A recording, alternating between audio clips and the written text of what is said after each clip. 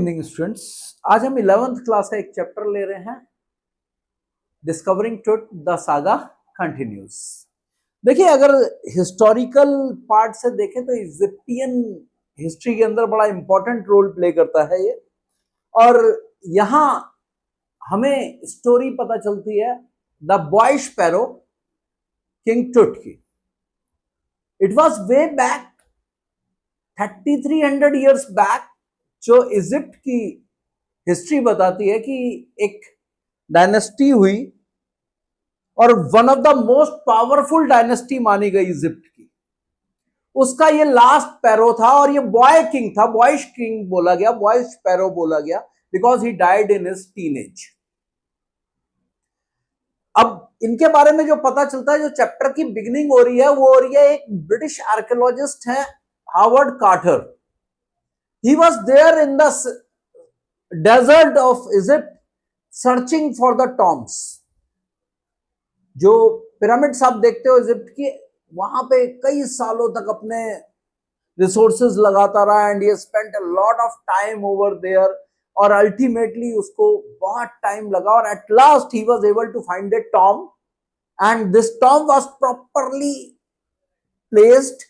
It was well secured. When he found it, he found that this tomb of Boish king was along with two other funerary treasures. These funerary treasures were basically the treasures of that time which were being placed along with the body of King Tut। तो further उसके बाद क्या होता है, अब basically जो फर्नल record है उनको सबको कलेक्ट किया जाता है। कलेक्ट करने के बाद फर्नरी ट्रेजर की एंट्री करने में ही उसको टाइम लग जाता है। अब पॉइंट ये था, जो मेन टॉम था उसको जिस मटेरियल से फिक्स किया गया था that was hard to open. He has used all the legitimate force, जितनी ताकत लगा सकता था लगाता है, बट वो रेजिन ओपन नहीं होता। He used the power of sun, mirror के साथ रिफ्लेक्ट करके एनर्जी देता है, उसको ब्रेक करने की कोशिश करता नहीं होता, बट अल्टीमेटली एक ही चीज बचती है उसके पास, एक ही वे बचता है, he has to force it open. अब प्रॉब्लम ये थी कि अगर वो फोर्स ओपन नहीं करेगा तो there is a fear of dacoits and the person who can come for the loot of the treasure, तो वो टुट की मम्मी को भी नुकसान कर सकते थे। तो ultimately he has to broke it open. उसके बाद उसकी बॉडी के एक एक पार्ट से हर चीज को रिमूव करते हैं and then again they placed it in a wooden box on a clay and ultimately laid down. अब देखो, जो ट्रेजर होता है उसमें क्या होता है, साथ में वाइन होती है, साथ में क्लॉथ्स होते हैं, साथ में फूड स्टफ्स होते हैं, फ्लावर्स होते हैं, बोर्ड गेम्स होते हैं, गोल्ड के जितने ऑर्नामेंट है, दैट इज अनदर थिंग, वो तो है ही है। अब बेसिकली इजिप्टियंस का जो एक बिलीव है ना, they believe in life after death. They believe in life after death. अब यहां जो कार्टर का पूरा डिटेल होता है, उसके बाद ऐसा नहीं है कि मम्मी को नुकसान नहीं होता, जो वाइटल जॉइंट्स थे वो हटाने पड़ गए थे, कपड़े वगैरह और जितनी गोल्ड थे वो निकालने के लिए। तो अल्टीमेटली यहां पर बॉडी को नुकसान तो हुआ। उसके बाद 1960s के अंदर एक्सरे आता है, तो एक्सरे किया जाता है बॉडी का टुट की, और जब एक्सरे करते हैं तो उससे पता चलता है कि उसके रिब केज में बोन मिसिंग है। अब डेथ का एक कॉज अभी तक क्लियर नहीं हो पा रहा था कि था क्या। इसके बाद आता है यहां पर जो फैमिली थी, ये फैमिली की हिस्ट्री, जो हिस्ट्री थी फैमिली की वो क्या थी, बेसिकली हिस्टोरिकल बैकग्राउंड जो था वो क्या था। ये जो फैमिली थी बेसिकली टुटनखामुन, इसके फादर या कहें तो ग्रैंडफादर जो थे वो 40 इयर्स तक रूल करते हैं।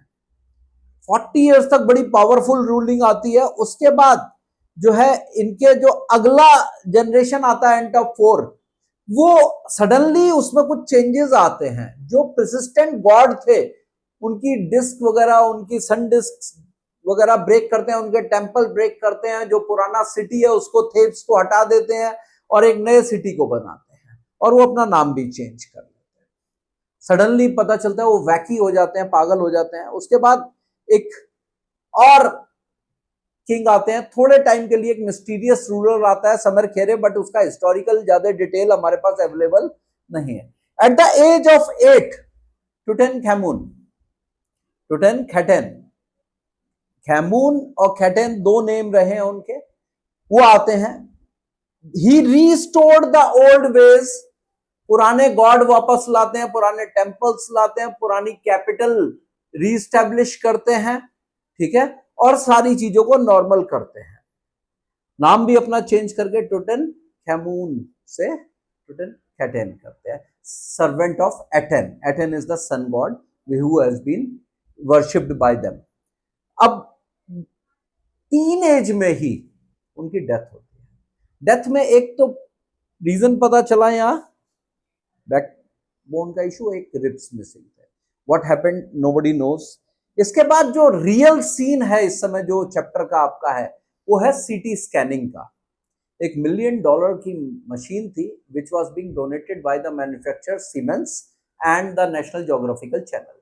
नेशनल ज्योग्राफिकल चैनल और सीमेंस ने एक मशीन डोनेट की, मशीन वहां लाई गई, शाम का टाइम था, और जो एंटीक्स का उनका सेक्रेटरी जनरल था Zahi Hawass, who was sitting over there, वो बताता है कि कैसे उस दिन पूरी की पूरी स्कैनिंग होनी थी।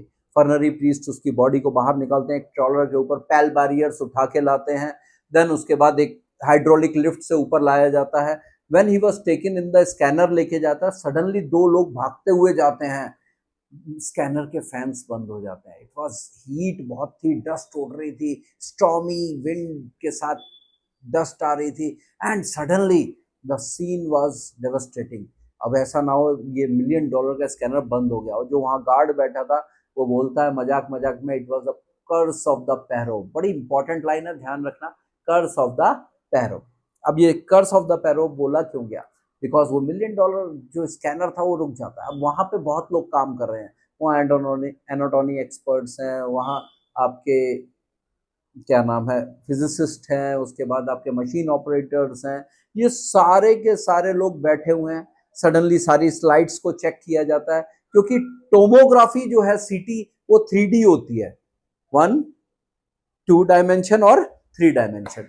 इससे पहले जो हुआ था वो हुआ था एक्सरे। एक्सरे स्ट्रेट फॉरवर्ड होता है, ठीक है। तो यहां डिटेल्ड रिपोर्ट मिलनी थी। अब पिक्सल्स पूरे चेक किए जाते हैं प्रॉपरली है या नहीं है। You can find this kind of image over there, dotted image एक आपको आपकी बुक पे मिल जाएगी, तो उससे आपको एक अंदाजा लगेगा कि how the pixels are being connected और कैसी सी शक्ल रही होगी, वो दिखाई जाती है। अल्टीमेटली वो जब सेटिस्फाइड होते हैं तो बॉडी को वापस रखा जाता है, फर्नरी प्रीस्ट आकर के उन्हें सुला देते हैं।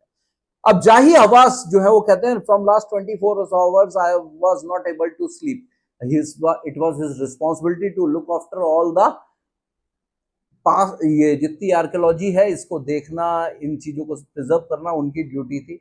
नाउ कहता है आई कैन स्लीप। अब वहां पर एक बड़ा इंपॉर्टेंट सिग्निफिकेंट मूव होता है। शाम का टाइम होते होते, रात होते होते सारे तूफान बंद हो जाते हैं, स्टॉर्म्स बंद हो जाते हैं। It was all peaceful, sky बिल्कुल ग्लिटर कर रही है, स्काई के अंदर डिफरेंट जो है स्टार्स दिख रहे हैं, और वहीं बिल्कुल जो इनकी प्लेस है उसके जस्ट ऊपर दिखाई दे रहा है एक कॉन्सलेशन। वो कॉन्सलेशन कह रहा है क्या, वो orris, God of after life को प्रिजर्व करने वाला है। तो यहाँ जो गार्ड बताते हैं वो क्या कहते हैं, कहते हैं the God himself is looking after the boy पैरो। अब देखो इसमें सबसे इंपॉर्टेंट पार्ट क्या है, देखो even of before at the time of life and even after death the boys king was always ahead of his countryman. एक ये क्वेश्चन हमेशा आता है इसमें, बॉयज पैरो was always ahead of his countryman, how, ये क्वेश्चन एक पूछ लेते हैं। पहला पार्ट तो ये दिखाएंगे कि in his teenage he has done the work which his ancestors couldn't. He restored the old ways. He took all the major decisions to uphold the dynasty. ठीक है। दूसरा, after death it was his first mummy. इसके बाद जो project ये mummy का चला, इसमें करीब 500 ममीज ऑलरेडी ये सर्च कर चुके थे। यहां पर उसकी फर्स्ट ममी थी जिसको इन्होंने आर्कोलॉजिकल सर्च किया, उसकी स्कैनिंग हुई, उसका एक्सरे हुआ, and all the details are find out. और उसके बाद ये जो प्रोजेक्ट है ये अभी भी कंटिन्यू चलता जा रहा है। और अभी जो अगर हम लेटेस्ट डिस्कवरीज की बात करें तो आज से 5-7 साल पहले तक भी उसकी मम्मी के ऊपर कुछ वर्कआउट किए गए हैं, और कुछ डिटेल्स निकल गए हैं. You can find them out in the Google. आप इजीली इसे सर्च कर सकते हैं. नेशनल ज्योग्राफिकल चैनल के अंदर ये पूरा एक टॉपिक मिलेगा and you can learn a lot from it. दूसरा इंपॉर्टेंट क्वेश्चन आता है एंड ऑफ डायनेस्टीज के ऊपर, इनकी डायनेस्टी के ऊपर. तीसरा क्वेश्चन आता है फर्नरी ट्रेजर से रिलेट करता हुआ. एक क्वेश्चन हार्वर्ड कार्टर से रिलेटेड भी आ सकता है. ठीक है.